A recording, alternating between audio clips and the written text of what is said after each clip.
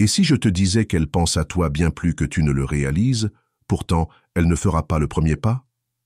Tu vois, l'attraction ne repose pas seulement sur les sentiments, mais aussi sur la psychologie, les peurs et les attentes cachées. Le silence qui te frustre pourrait bien être la clé pour comprendre ses véritables intentions. La vérité, c'est que ce qui semble être de l'hésitation est souvent un test que beaucoup d'hommes échouent à comprendre, car ils interprètent mal les signes. Mais si tu comprends ce qui se passe réellement sous la surface, tu n'attends pas passivement en espérant. Tu te positionnes comme l'homme qu'elle ne peut pas ignorer. Maintenant, tu as deux choix.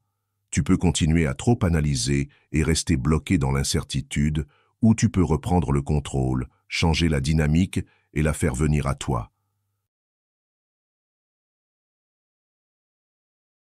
1. Le paradoxe de la poursuite. Pourquoi courir après elle ne fait que l'éloigner? Courir après elle ne fait que l'éloigner. Plus tu cours, plus elle s'éloigne. C'est un paradoxe que la plupart des hommes ne comprennent jamais avant qu'il ne soit trop tard.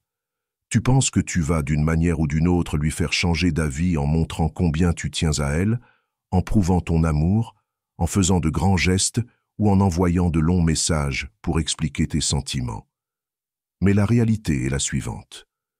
Chaque fois que tu cours après elle, tu confirmes qu'elle est en contrôle et rien ne tue l'attraction plus vite qu'un homme qui abandonne volontairement son pouvoir. Les femmes ne regrettent pas d'avoir quitté un homme qui supplie. Elles ne regardent pas en arrière celui qui s'est effondré. Elles regrettent d'avoir perdu un homme assez fort pour partir, celui qui s'est suffisamment valorisé pour dire « Si tu ne vois pas ma valeur, c'est ta perte ». Le désespoir repousse, la force attire. Et la force, ce n'est pas faire semblant de ne pas s'en soucier, c'est être véritablement en paix avec le résultat, quoi qu'il arrive. 2. Le pouvoir de la maîtrise émotionnelle. Pourquoi le contrôle égale l'attraction? Les femmes sont instinctivement attirées par la force, pas seulement la force physique, mais la stabilité émotionnelle, la résilience mentale et la confiance inébranlable.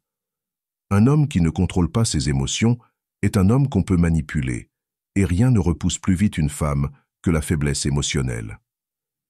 Si tu t'effondres sous le poids du rejet, si tu réagis impulsivement à son silence et cherches constamment des assurances, tu deviens prévisible, dépendant et finalement oubliable. Mais quand tu maîtrises tes émotions, tout change.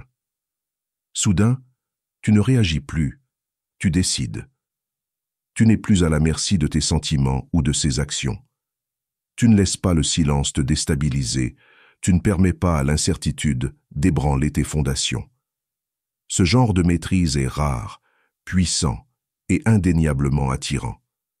Pense aux hommes que les femmes admirent, ceux qu'elles désirent secrètement, même des années après leur départ.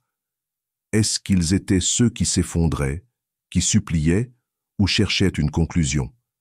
Non. Ce sont ceux qui partaient avec une confiance tranquille, qui semblaient inébranlables et qui n'avaient pas besoin de validation pour connaître leur valeur.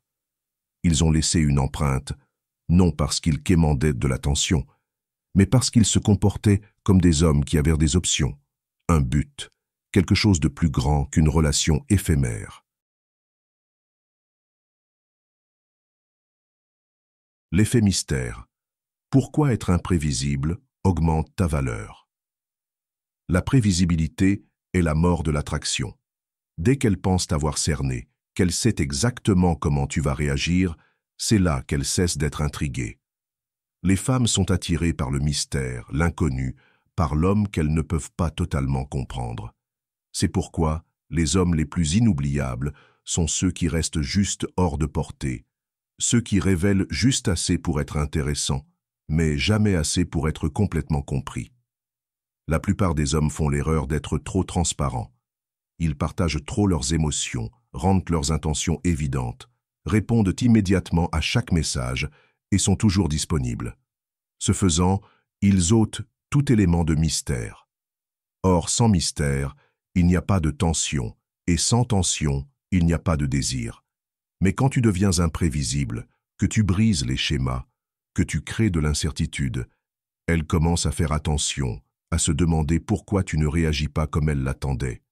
Elle commence à se questionner, à se demander si elle te comprend encore ou si elle a toujours le contrôle.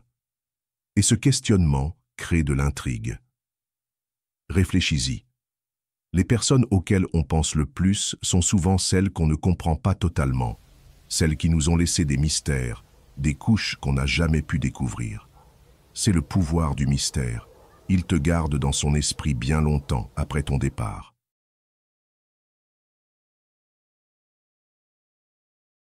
4. Lui faire regretter de t'avoir perdu. Le regret ne naît pas des mots, il naît de l'absence. Il ne se crée pas en suppliant, en expliquant ou en essayant de forcer quelqu'un à voir ta valeur. Il se crée quand ta présence n'est plus garantie, quand ton attention n'est plus donnée gratuitement, quand ton existence ne tourne plus autour d'elle. Une femme ne regrette de perdre un homme que lorsqu'elle réalise qu'il était un prix, quelque chose de précieux, rare et irremplaçable. Cette prise de conscience ne vient pas quand tu es encore en train de courir après elle, encore disponible, ou en train de prouver ta valeur. Elle vient quand elle regarde en arrière et voit que tu t'es élevé, que tu as évolué, que tu es devenu plus grand sans elle. En ce moment, elle s'attend à ce que tu attends, que tu restes en retrait, espérant une autre chance, qu'elle pense toujours à elle, qu'elle la surveille, qu'elle soit émotionnellement investie.